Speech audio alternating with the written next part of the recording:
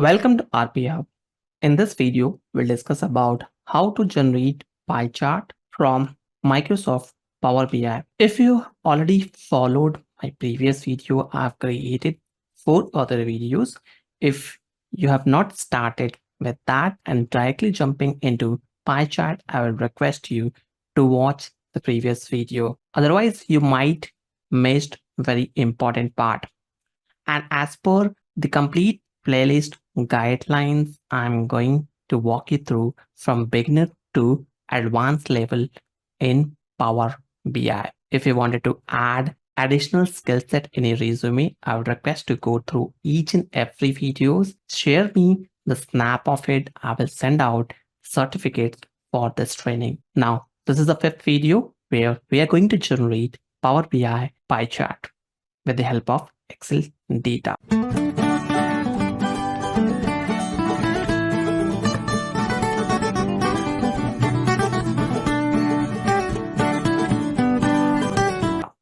Now, to start with this, we need to have the data available. I've already included the data sources. That's the reason I'm able to say this. So if you can see here, we have already generated this. Now I will revert it back and show you how we can build it from scratch. Now, let's consider we have a data source available.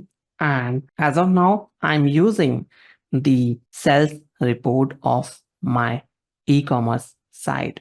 In that, we have yearly, quarterly, monthly, and daily report. In order informations, quantity, as well as taxes plus total amount, which we are getting.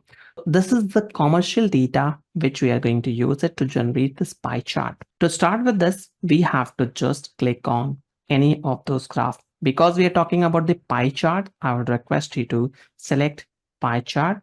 And here, what all informations will include it, we'll see. Now, first, I will include the customer name in legend, where you can see customer name is listed here. A part of that, I will also drag and drop inside the value as order number. You can see all those customer names are lying at the sections where you can just click on this navigations and read the customer name. After that, inside the value, sum of order number, I have included it. 3K, that is a 4.342%, 3K. So all those values will be generated very effectively. And after I did not touch much behind it, I did not did any configurations, then also it's generating it. Now to start the value here, sum of order by customer name, we can also add some legends which we feel much more suitable for our requirement. Let's consider I wanted to add the quantity as well. So here I will include the quantity. What is the number of quantity? I will remove this order number. Now you can see there's a different pie charts are generated.